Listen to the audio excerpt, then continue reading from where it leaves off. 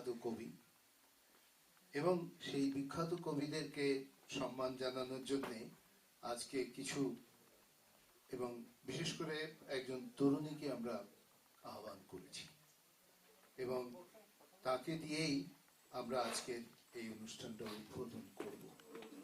তিনি আপনাদের সম্মানেই এবং এই কবিদের জন্মদিনে তিনি ডাবল বেস সলো বাজাবেন, এবং এই মেয়েটির নাম হচ্ছে লামিয়া আলম অদ্বিতিয়া। উল্লেখ্য আমাদের সাথে নাট্যযোদ্ধা, আমি সবসময় বলি, আমাদের সহযাত্রী এজাজের মেয়ে, এবং সে 9/11-এর তার স্কুলের সাথে এই বাদ্যযন্ত্রটি বাজিয়েছে। এই ডাউনটাউন 9/11-এ যেখানে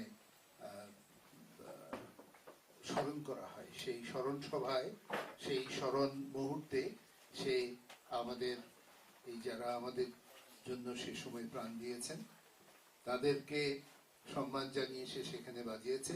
আজকে আমাদের এই কবিদেরকে সম্মান জানিয়ে এবং আপনাদেরকে সম্মান জানিয়ে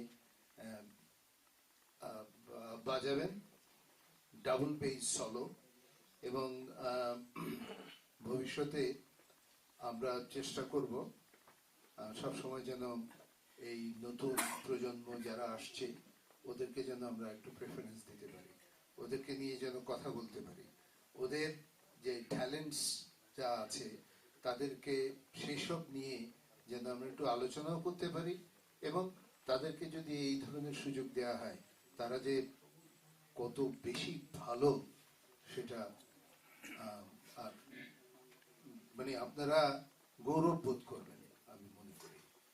আমাদের এই অনুষ্ঠান শুরু হচ্ছে, আমি মুজিব বিন হক, এবং শুরু হচ্ছে লামিয়া আলম অদ্বিতিয়াকে দিয়ে। লামিয়া, এসো। It's usually played in a group, but today is a solo. I will be playing two songs. One is the national anthem of America, and the second is Marching G by classical songwriter named Sebastian Bach.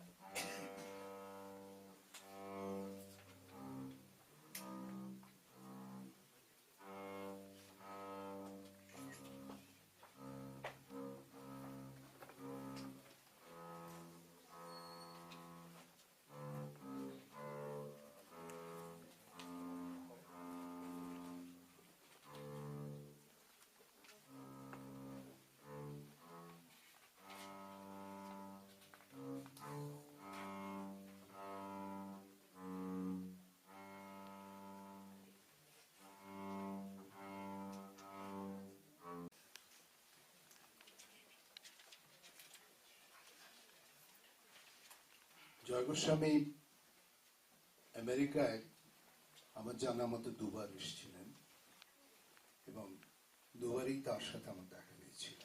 একবার Jackson হাইটসে, আরেকবার ম্যানহাটনের একটি কবিতা আড্ডায়। সেটা অবশ্য আড্ডাটা করেছিলেন তখন আপনারা অনেকেই সেই বৌদ্ধ 90-তে এখানে যদি থেকে থাকেন তাহলে জানবেন সুদীপ্ত চট্টোপাধ্যায়, তার তত্ত্বাবধানে সেখানে আমার কবিতা পড়ার সুযোগ হয়েছিল। জয় গোস্বামী 1954-তে তিনি আজকে এই 10ই নভেম্বর তিনি জন্ম নিয়েছিলেন। এবং জন্মের 8 বছর বয়সে তিনি তার পিতাকে হারান। মা স্কুল শিক্ষিকা ছিলেন এবং এই মাকে হারান তিনি, তাও খুব অল্প বয়সেই বলবো। মা মারা যান 1948 সালে এবং তিনি নিজেই স্কুল গণ্ডি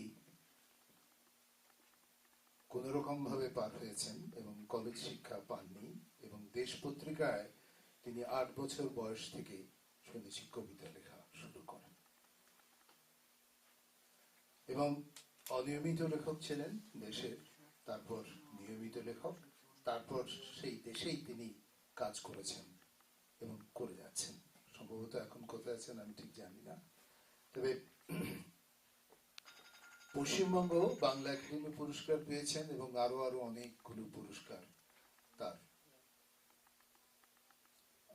পাওয়া। তিনি এক সাক্ষাৎকারে বলেছেন যে আমার জীবিত কালে এবং জীবিত কালের মধ্যে আমার ব্যক্তিগত জীবন নিয়ে এবং সমস্ত পৃথিবীতে যা ঘটছে তার বাইরে এবং এই পৃথিবীতে যা ঘটছে এবং তার বাইরে যা ঘটছে সবই আমার আত্মজীবনীর অংশ হতে পারে। সেজন্যই আমরা দেখি তার কবিতায় উঠে আসে ট্রেনের চাল তুলনি, বনগার মাসি পিসি, বিয়ে না হওয়া সেলাইয়ের দিদিমণি, টিউটোরিয়াল পড়ুয়া কিশোর ছাত্র, অজ্ঞাত কারণে ঘুমের বড়ি খেয়ে আত্মহত্যা করেন এমন তরুণী। পুরাণের মেঘনাদ তার কবিতা এসে দাঁড়ায় আমাদের জীবনে, কেননা আজকের এই সমাজে হয়তো কোনো বীর নেই, কিন্তু আমরা সবাই মিলেই কিন্তু বীর। তার কবিতায় উঠে আসে প্রেম, গৃহস্থ জীবন, শিশুকন্যার দাপাদাপিও কিছুটা, বিভূতিভূষণ, জীবনানন্দ এবং আইনস্টাইন। থাকে তিয়েনানমেন স্কোয়ার আর তার নাহারা মানুষ যারা সবসময় জিতে যায়, কেননা তিনি বিশ্বাস করেন রোজ কি অসম যুদ্ধে, রোজ কি খাবার খুঁজতে বেরোই না আমরা অগণন, আমাদের বধ করবে জন্মায়নি এমন লক্ষণ।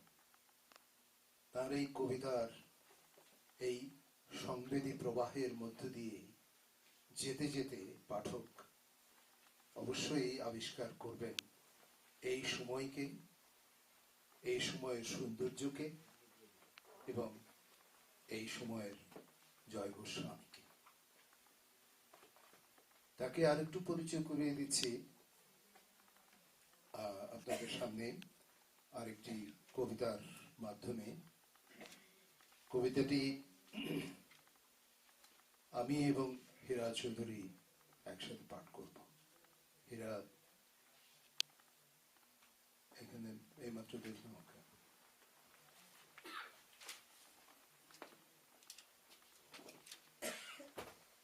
হীরা চৌধুরী।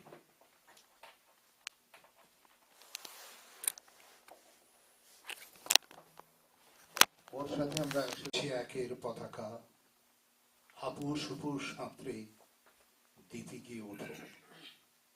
তারপর একের পতাকা তলে ঘেমে নে সমবেত হও, অভীষ্ট লাভের পর ফিরতি পথ, কাঁধে কাঁধে আশা খণ্ড বও। অথচ বাড়িতে এসে সব উপার্জন উনুনের মধ্যে ঢেলে রাখা। পেটই তো উনুন।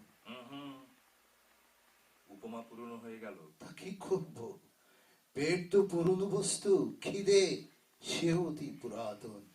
জল, মাটি, অগ্নি, বায়ু প্রাচীন, প্রাচীন এই বৃক্ষ, তারা, চন্দ্র, সূর্য, অন্ন, শাক, নুন। থামো থামো এই অন্বেষে থামো, ভেবে দেখো, সেই অন্ন খুঁজে এনে মাইনের তারিখে সন্ধ্যাবেলা আমরা যা লেখা খুঁজছি, সে লেখা শিল্প কিনা আমরা তা জানি না। অন্তত এটুকু জানি, সে লেখার গায়ে রক্ত, পেটে খিদে এবং মাথায় চেপে বসে আছে খুন। খুন। এই ছিল আরেক নমুনা। আমরা হীরার কাছ থেকে অবশ্য পরে আরো কবিতা শুনব। এর আগে অর্থাৎ জয় গোস্বামীকে স্মরণ করার জন্য ডাকছি আমাদের বন্ধু, আমাদের সহযোগী সতীর্থ জীবন বিশ্বাসকে। জীবন বিশ্বাস সম্ভবত দুটি গান করবেন বলে আমাকে জানিয়েছেন। একটি করছে। সে জীবন বিশ্বাস সম্পর্কে আসলে আমার কিছু বলার নেই। সে নিজেই তার নামেই তার পরিচিতি, এবং বিশেষ করে বহুবচনের অনুরোধে জয় গোস্বামীর কবিতা নিয়ে সুর দিয়েছেন এবং গেয়ে আমাদেরকে শোনাচ্ছেন জীবন বিশ্বাস এবং তার সহযোগী দীপ্ত রায়। দীপ্ত রায়কে অসংখ্য ধন্যবাদ বহুবচনের পক্ষ থেকে এবং আমাদের সবার পক্ষ থেকে। এই গানটি রচনার জন্য জীবনের যে অনুভূতি, সেটা একটু আলোকপাত করলে আমরা একাত্মতা বোধ করতে পারবো এবং গানটি গেয়ে শোনাবার জন্য মুজিব ভাই আমাকে স্মরণ করার জন্য এবং এই সুযোগ করে দেওয়ার জন্য। সঙ্গীত ভালোবাসি, সঙ্গীতের ভিতরে থাকার চেষ্টা করি, উদিচি নিয়ে জীবন। জয় গোস্বামীর নাম করলে আপনাদের সবার কাছে একটি গান বেজে ওঠে, বেনি মাধব, তাই না? তো আমরা সবাই জানি। তো আমাকে মুজিব ভাই যখন বললেন যে তুমি যদি দুটি কবিতা সুর করে গাও তো খুশি হব, তো আমি সম্মানিত বোধ করেছি। একটু বলে নিই যে জীবনানন্দ দাশের কিছু কবিতা নিয়ে আমি কাজ করেছি। 27টি কবিতা আমি শুরু করেছিলাম। 2013-তে আমরা ধূসর পাণ্ডুলিপি বলে সেটাকে মঞ্চে নিয়ে এসেছিলাম। আজকের কবিতাটি জয় গোস্বামীর স্বপ্নে। আমরা সবাই এখানে অ্যাডাল্ট, কাজে কথা বলতে অসুবিধা হওয়ার কথা নয়। আমি স্বপ্নে আমার অবারিত অধিকার, স্বপ্নে যদি আমি কোনো কবিতা পড়ি, আমি করতে পারি। আমি মনে মনে গান গাই, সেটা গাইতে পারি। যদি কোনো চিত্র আঁকি, আমি আঁকতে পারি। এবং সর্বশেষ যদি কোনো রমণীকে আমার ভালো লাগে, আমি তাকে নিয়ে স্বপ্ন রচনা করতে পারি। এই স্বপ্নে জয় গোস্বামীর একটি ভিন্ন রূপ আমরা দেখতে পাই। সেই রূপে জয় গোস্বামী একজন প্রেমিকাকে দেখছেন, তাকে নিয়ে জয় গোস্বামী কি ভাবছেন, এবং সেই প্রেমিকা কারো স্ত্রী, তাতে তার স্বপ্নে কোনো বাধা নেই। ওভারঅল এ হচ্ছে এই কবিতার মর্মার্থ। আমি চেষ্টা করেছি সুর করার জন্য। একটু দাবজা তালের এই গানটি শুনুন। কোনো কি ইয়ে আছে নাকি, ওই স্ট্যান্ড আছে কি? আমি ধরি ধরবেন? ছাত্র, সে গ্রাজুয়েশন করেছে তবলার পরে, তার গুরুর কাছ থেকে, তপন মোদকের কাছ থেকে। খুব ভালো বাজায়, শুনুন।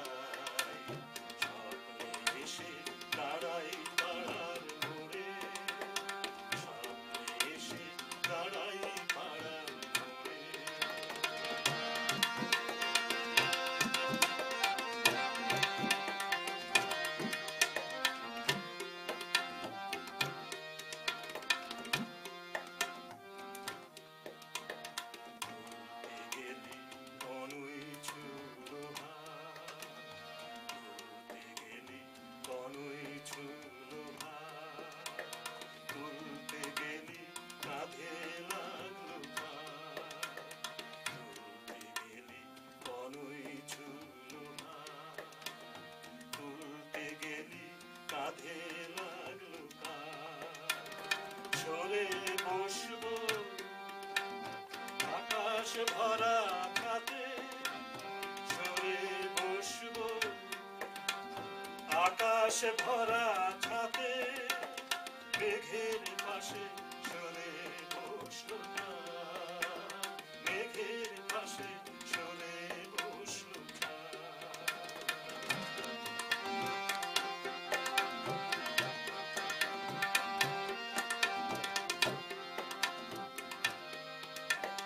কটা বাজলো উঠে পড়লি তুই কটা বাজলো উঠে পড়লি তুই সব ঘড়িকে বন্ধ করলো কে কটা বাজলো উঠে পড়লি তুই সব ঘড়িকে বন্ধ করলো কে রাগ করবি